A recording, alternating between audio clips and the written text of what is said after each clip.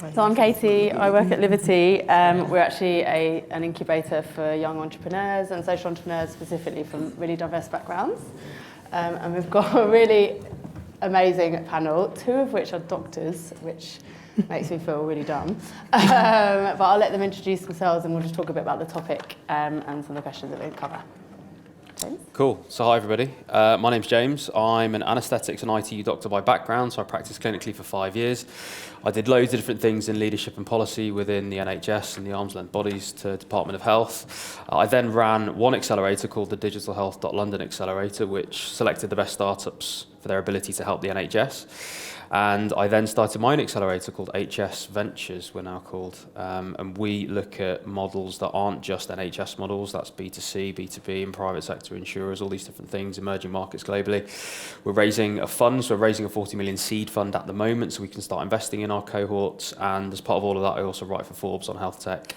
And I have a podcast, which is now in 74 countries, called the HS Health Tech Podcast, so please subscribe. So just like a few things you do, yeah? Yeah, I'm quite tired.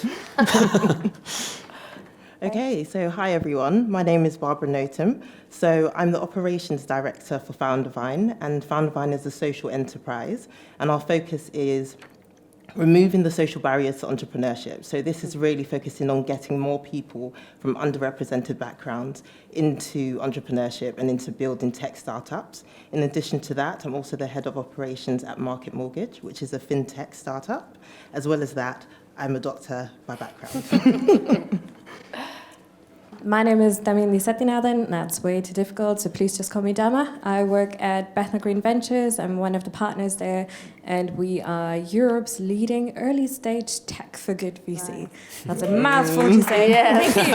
Thanks so much. We've been around for over 7 years now and have invested in tech for good companies. So basically, any founder teams who want to use technology to tackle the social and environmental challenges of the world. And we have invested over 120 companies now, of which more than half are still active, which is also great. And they've sort of gone on to scale as well. But I guess we cover quite a lot of the basics over there. But my previous background was in the charity space. I used to work for global development and humanitarian focused NGOs, so can speak to that as well.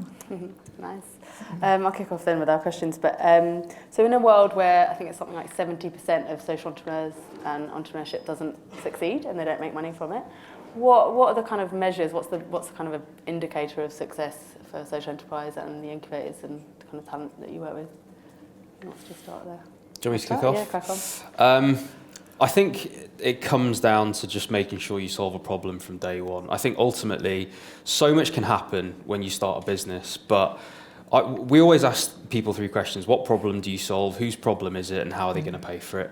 And ultimately, that is the measure of success. If you come across entrepreneurs that have been entrenched in a system and they completely and utterly understand it, they've immersed themselves in the problem, they totally get it, they understand everybody that the problem touches, they can just bang out answers to those 3 questions really quickly. You just know that they solve a problem from day one, and actually they're far more likely to have success. I think there is that thing about picking the team, especially at seed investing, which you'll know more than anybody, that it's all about the team, all about the team, all about the team. Okay, yes, to a point, but you've then got to say, okay, they've got a good background, they work well together, they've been together for 6 months to a year or whatever, so it's all looking good. But are they actually solving a real problem? And that's generally the due diligence that we'll go and do within the healthcare system, because that's the bit that's normally behind the veil that we can decode. Is it more complicated when there's a social kind of objective in there, or do you think that actually makes it problem solving easier? I don't think it makes the problem solving easier necessarily. I think in health, we're quite lucky in a way in that if you solve a problem, be that for a patient, be that for a staff member, be that for a healthcare organisation, you're going to make impact. You're going to have some social impact no matter what. So when it comes to raising capital from angels and all these different things that, 90% of the angels have got a finance background, and so they often want to give back. Health's a really good place. So we're lucky in health that that's the case, I think. So, yeah. Okay. And that Either of you? Not necessarily. So in terms of the key drivers of success, I completely agree with you. I think initially a business has to have a clear idea in terms of their vision, and then in terms of social impact, it's identifying what the key drivers will be, so key, KPIs, and then constantly measuring against those to ensure that that impact is being achieved. And in addition to identifying what social impact a business wants to have, having financial management, like a good idea in terms of cash flows, your balance sheet, those two factors are really essential in terms of success. Yeah. I would argue, especially for us, because we invest in for-profit companies that are companies limited by shares but have a social mission, so embed their social mission into the articles of association. And because we go in at a very, very early stage, we have the sort of freedom and scope and really the freedom, to be honest, to really help them shape and get a better understanding of how they actually tackle those problems. So essentially ensuring that they do no harm and think about the unintended consequences, but also look into incorporating a particular business model that would mean that their services are still affordable, but they are revenue generating. These are all sort of considerations that we can implement from the get-go when they just launch their business. But in essence, our sort of investment thesis is based on the premise that we think any given business that comes onto our accelerator program will achieve a capital enterprise value of 50 million or more in 8 to 10 years' time, but also be able to impact millions and millions of lives. So we really, because it's tech for good, we do see that there's an advantage of being able to scale exponentially and really reach the people that are sometimes also hardest to reach if the infrastructure is in place, and really impact people's life positively or protect the planet. We talked about this just off stage, but in your mind, I think you've got a perspective on this, Dama, but why is social business kind of, I guess, better placed to solve some of our big thorny problems, I guess in comparison to not-for-profit or kind of other kind of sectors you might have worked in? Yeah, as everyone here, I mean, you might have heard this over the course of the days, but everyone here familiar with the SDGs? I think so. Everyone hates the word the SDGs because it also kind of sounds like an STD if you use the acronym. But in essence, there was a report that came out a couple of years back, Better Business, Better World, that really shows that there's a lot more private sector engagement needed to actually accelerate progress towards the SDGs. And the Bertelsmann Stiftung in Germany just released a report this year actually, in July, that actually states that no country is on track to actually meeting the SDGs by 2030, which then just highlights that a lot more investment is actually needed to ensuring that we eradicate poverty and ensure that we can continue to live on this planet and have healthy lives. So I think the sort of case for more social impact-driven for-profit businesses is already there. We do see a lot more flexibility, particularly in the early stages, to be able to give founders the room to experiment and really test and trial and iterate their sort of service and products. Whereas in the charity sector, if you take that as comparison, or the non-profit sector in general, a lot more scrutiny and public trust and sort of scrutiny from the Daily Mail is coming about over the past years, especially, which also means that a lot more costs that were usually covered through particular funding instruments does not exist anymore. So there is not that much flexibility for non-profit businesses to do the same, which is why I think it's a really exciting space to actually put more capital behind social impact-driven businesses as well. I think it's opportunity as well. Like I speaking to Asif from MedShare, which is a health tech startup you guys will know.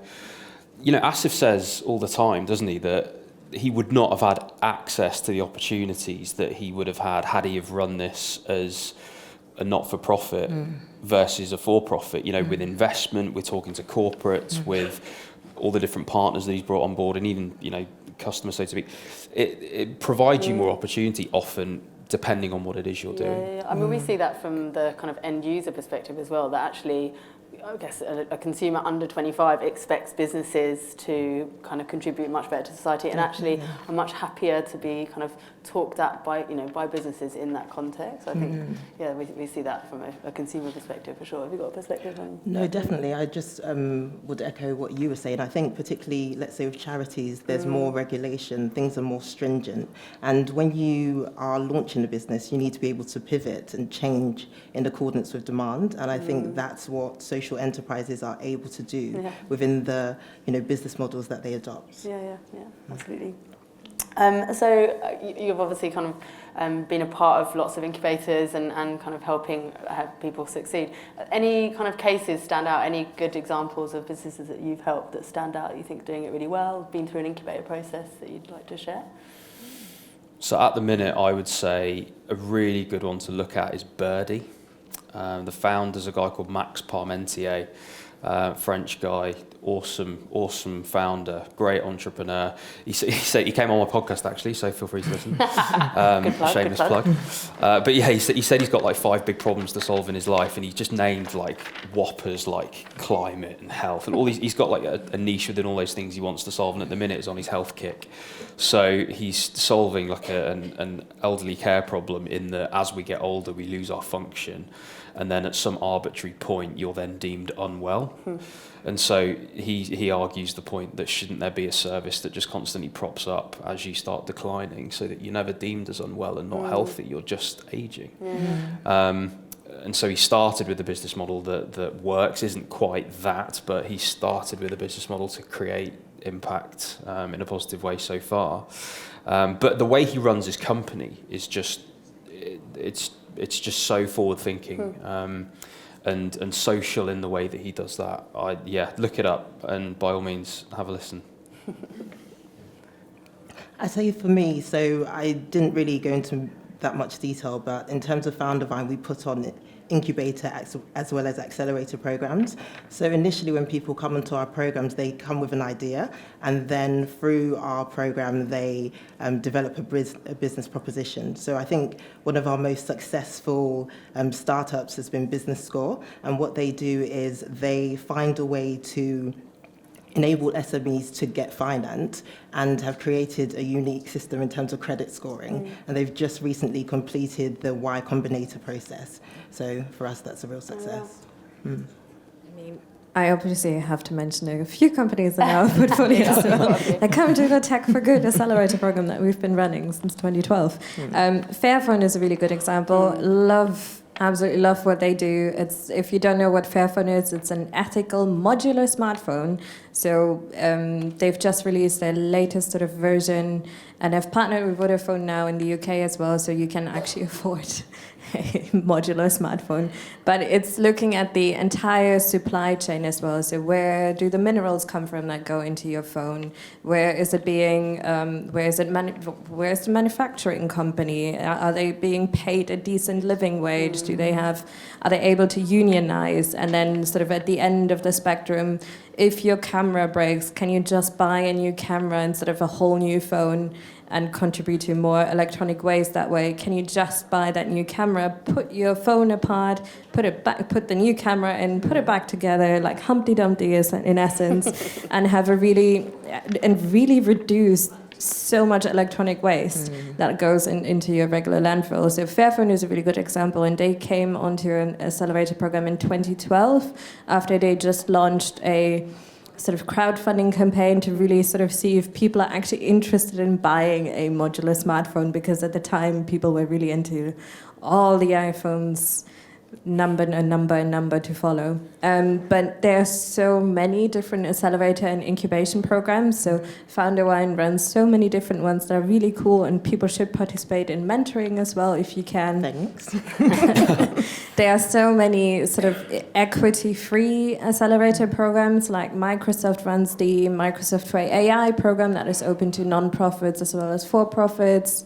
There are so many different sort of business support programs that actually exist in the space, so it's actually quite a nice deal to sort of get the business support that you need at a particular given time, and really tap into the different networks that these people and these companies bring to you as well.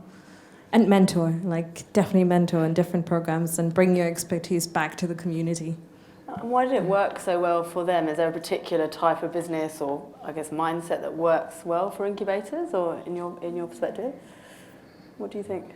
Dan, would be good to hear directly from, because I guess you're kind of the closest to that right now. So our accelerator program, we do provide initial investment for equity, so you're in it for life essentially. So the additional bonus for us is that we have a continuing relationship with those companies. So Fairphone we invested in 2012, but we regularly are in touch with them to sort of help them get introductions to different co-investors they might be interested in, to really help them or help us understand how to do impact measurement properly and really apply that knowledge to all the other companies that we invest in. So there's a lot of peer support that comes with being part of such a community. There's a lot of long life connections that you can gain from it. And so I really see that the sort of community aspect and the lifelong support is a really great bonus, but that does not apply to all of the programs that exist. Yeah, okay.